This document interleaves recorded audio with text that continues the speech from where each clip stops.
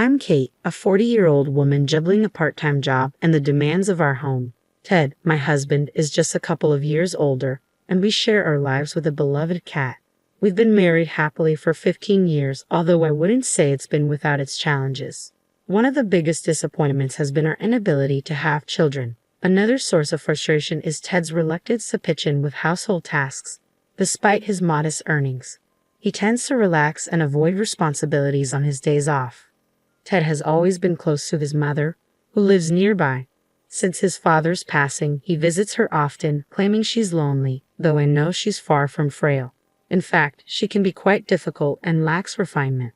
Just the other day, I stood in line at the grocery store when an unexpected loud noise escaped me. A mortifying moment. In my embarrassment, I turned around and hastily pointed the blame at the person behind me. My mother-in-law found this incident amusing and began sharing her own shopping anecdotes. Ted, my husband, joined in her laughter, but I couldn't share their amusement. I found her behavior distasteful and couldn't reconcile myself to the fact that she was family. Her unpleasant demeanor left her with few friends, and it seemed like her main pastime was making life difficult for her daughter-in-law. If it weren't for our strained relationship, I wouldn't mind visiting my in-laws. However, I doubt any daughter-in-law would willingly engage with such a character. Even Ted's older brother and his wife, Rose, who used to live in the same house with her, couldn't tolerate her and eventually moved away. It's not hard to see why. Living with such a mother-in-law would be a daunting challenge, especially after Ron, Ted's brother, passed away. Despite Rose's patient and tolerant nature, she too found her difficult to bear and chose to distance herself. I can only imagine how much she must have endured.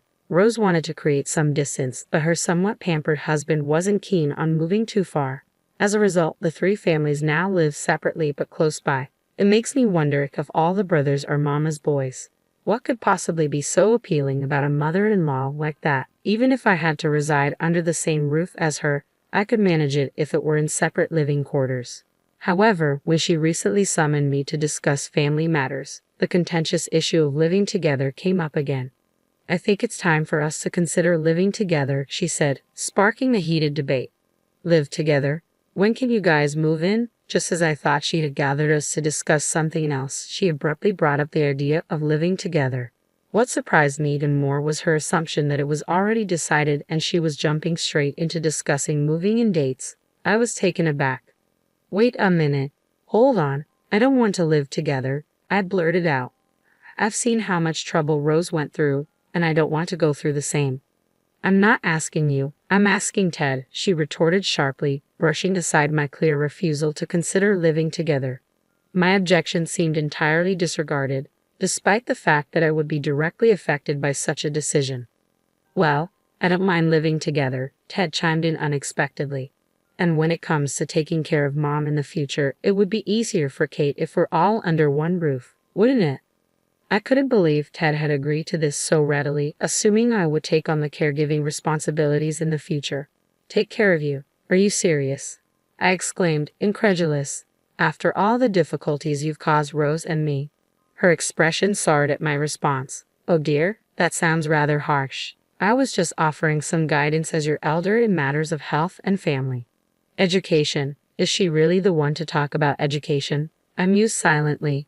Regardless, I have no intention of living together or taking care of you. If you insist, I will file for divorce, I stated firmly, startling Ted. Whoa, wait, divorce over this? Ted reacted, clearly flustered. Considering divorce over being coerced into living together and caregiving without regard for my feelings is not unreasonable, I asserted. I have a job and stable income, so I'll manage just fine even if we separate. Ted was left momentarily speechless. Well, if Kate truly doesn't want to, then I suppose we'll have to ask your brother and Rose to return, she interjected, causing Rose to panic. Oh, I can't live with my mother-in-law again. It would be detrimental to my mental health. Absolutely not, Rose exclaimed, clearly distressed. However, this time her husband attempted to soothe her. Calm down, Rose. Mom may have been tough on you in the past, but it was out of concern for you. She regrets it now, he reasoned. Regret? I haven't seen any signs of regret from her at all. Rose retorted, clearly unconvinced. Yeah, you never argue back no matter what I say, so it's not much fun for me either. It's tough when a daughter-in-law is as straightforward as Kate. but it's also difficult when she doesn't express her thoughts, her brother-in-law added unexpectedly. Rose was left speechless at his unexpected remark. Standing beside her, I too was taken aback and rendered speechless. Rose had always been a homemaker. If you divorce, you'll struggle financially right away. Kate works diligently. Unlike you, remarked the brother-in-law, prompting the mother-in-law to chime in. It's true, Rose. If you continue to be selfish, your husband might leave you. When a woman lacks good looks and a good figure, she ends up alone on the streets. I couldn't believe the mother-in-law's lack of remorse. She seemed to be escalating further. Rose used to be so pretty when she was young. Now she's gained quite a bit of weight, she continued, seemingly oblivious to her hurtful words. I wondered where this conversation was heading. Did you hear about those big deals? The zoo deals? I'm interested, I murmured, trying to change the subject. But the brother-in-law burst into laughter. Oh, that's terrible. Are you comparing me to a seal? Rose choked back tears as she spoke. I felt flustered, wanting to comfort her, but the mother-in-law and the brother-in-law continued their insensitive banter. No, it's just a misunderstanding. I was talking about the upcoming event at the zoo, right, brother-in-law? The mother-in-law interjected hastily. Seals wave their flippers and go ho-ho, don't they? Ho-ho, it's a spot-on imitation. To my disbelief, the brother-in-law and mother-in-law began imitating a seal, flapping their hands at their sides. Stop it, please. Are you both out of your minds? I exclaimed, shocked by their behavior. Rose couldn't hold back her tears and stormed out of the house. I hurried after her, chastising the mother-in-law. How can you both be so thoughtless and disrespectful? It's no wonder Rose and I refuse to live with you. Ted interjected angrily. You act all high and mighty because you work, but you're just another woman trying to make it on her own. You'll end up on the streets like Rose. Don't think of threatening divorce. You'll regret it. His words stung deeply. While I was in a more stable position than Rose, I couldn't easily dismiss the idea of divorce either. I absolutely refused to live together, I declared firmly before storming out of my in-laws' house. My priority was finding Rose and offering her comfort. After searching through town, I spotted Rose walking slowly. Rose. Kate. Rose turned, her tear-streaked face showing her distress. I managed to calm her down and led her into a nearby cafe. I can't take it anymore. I've always been bullied by my mother-in-law, and Ted never supports me. I sympathize with her. Yeah, both brother-in-law and Ted are such mama's boys, Rose sighed in agreement. It's not just the bullying from my mother-in-law. I can't tolerate his cheating anymore. And even worse, my mother-in-law is helping him cheat, Rose suddenly confided, catching me off guard. Wait, hold on. Brother-in-law is cheating, and your mother-in-law is in on it? How did this happen? I asked, stunned by the revelation. He's been seeing someone else for a while now. He claims he's visiting his mom, but he's actually out with his mistress. His mother covers for him, creating excuses and lying to cover his tracks, Rose explained tearfully, pouring out her emotions. Oh! My heart went out to Rose. She was not only enduring mistreatment from her mother-in-law, but also betrayal from her husband. It was a heartbreaking situation for her. I understand why you're upset. It's heartbreaking, but why endure it? You don't have to put up with this, I said, hoping to console Rose. But instead of finding solace, Rose looked at me with a puzzled expression. Why endure it? I thought you were enduring the same thing, Rose replied cryptically. What do you mean? I asked, puzzled. Rose then proceeded to unveil a shocking tale. After listening to her story, we both agreed to join forces and seek retribution against our in-laws. The behavior in that household was simply outrageous. There was no reason for us, as wives, to endure their ridicule in silence. We vowed to repay them double for the humiliation they had inflicted upon us and to assert ourselves once and for all. A month after Rose and I made our decision, our mother-in-law quietly summoned us once again.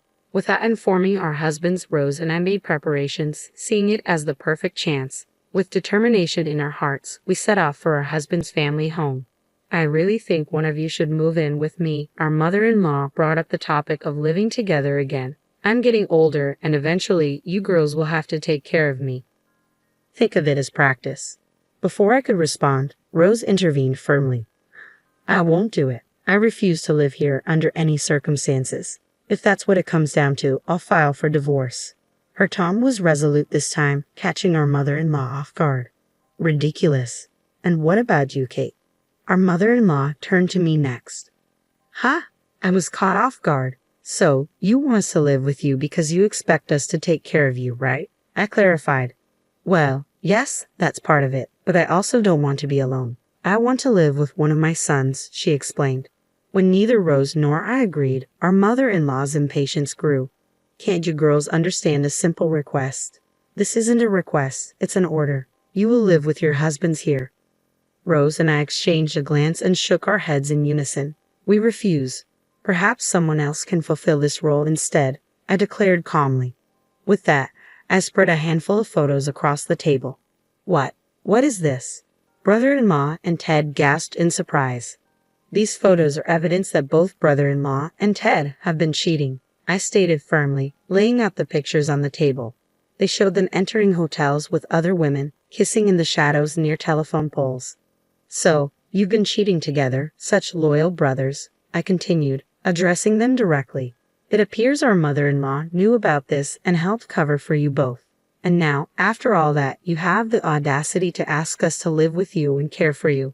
How shameless. Rose nodded in agreement beside me. If you need care, ask these women in the photos. As for us, we're divorcing you and will not live with or care for you. But that's a problem, our mother-in-law stuttered nervously. A problem? We don't see any problems here, right, Rose? I said, turning to her. Rose grinned confidently. If you get divorced, you'll be the one with problems. A housewife like you won't survive on your own. Brother-in-law erupted in anger. Was he trying to imitate a sea lion again, like he did a month ago? Not this time. The threat of divorce is not a bluff, Rose replied calmly. I won't have any issues. I plan to secure substantial compensation from you. Additionally, I intend to demand compensation from your mistress. With that, I should be able to rent a small apartment and rebuild my life. It will require finding a job, but I'm determined to stand on my own. I'll support you, Rose. We both agreed to stand together and confront the situation. With my personal savings, I can manage for now. Once Rose secures compensation from her husband and his mistress, she'll repay me with a small amount of interest. We must extract money from these two, no matter what. Oh, Ted, I intend to seek compensation from both you and your mistress, even with my job. Finances are tight for a divorced woman in her 40s, I declared firmly to Ted, who looked stunned. I'm sorry, it was just a mistake. I didn't mean anything serious, Ted pleaded. Whether it was serious or not, an affair is an affair. I've already spoken with a lawyer, so please contact them, I said, handing both Ted and brother-in-law business cards from the same law firm. The lawyer's name on the card was identical for both. We both hired a lawyer simultaneously and managed to secure a small discount on the retainer fee. Quite the bundle deal, you might say. A strategic move worthy of a savvy housewife. Wait, let's talk this through, please. Don't mention divorce. I'm sorry, I'm begging you. Ted and my brother-in-law both knelt and pleaded, but my mother-in-law grew even angrier and began shouting. If you're going to divorce, just do it. Can't handle a little infidelity from your husband? I don't need such an intolerant daughter-in-law. Rose suddenly burst into laughter, her confidence shining through. After all, a woman gains strength with a big move. Mother-in-law, you seem quite tolerant of infidelity yourself. Could it be because you've been in the same situation? Rose's words caught my mother-in-law off guard. What are you talking about all of a sudden? Didn't you have an affair back in the day? That's what the neighbors said, with a part-time student from Ted's swim club. What's going on with your family's DNA? I know your late husband was diligent, but where did you hear such nonsense? Maybe you should ask around, I retorted, puzzled by my mother-in-law's accusation. Well, we'll be packing our things now, Rose and I announced in unison, standing up with bright smiles. Enjoy your time. Following that, Rose and I returned to our respective homes, gathered our pre-packed belongings, and departed. We had already secured an apartment, where we met up later. Despite numerous calls from Ted and my brother-in-law, we ignored them all, leaving everything to our lawyer. Eventually, our dual divorces were finalized and we received our alimony. My mother-in-law's plan to have her daughters-in-law care for her failed, leaving her to rely on her two sons. Evidently, a dispute arose between my brother-in-law and Ted over who would take care of her. Come back, it was my fault. Let's start over. I'll be waiting for you at the restaurant where we used to go on dates. Every night, emails like these from my brother-in-law and Ted kept popping up on Rose's and my phones. After work, we would read them, share a drink, and laugh about our ex-spouses. Hey, Rose, you remember which restaurant he's talking about? I asked one evening. I'm not sure. The restaurant where we used to go has been torn down. I wonder where he's waiting, Rose replied thoughtfully. It was just Rose, myself, and our cat now. After Rose found a job, she moved out of the apartment we had escaped from together, away from that toxic family. Despite living separately, we remained close, supporting each other as friends. As I stroked my beloved cat and sipped my coffee, I savored the peace of my new life.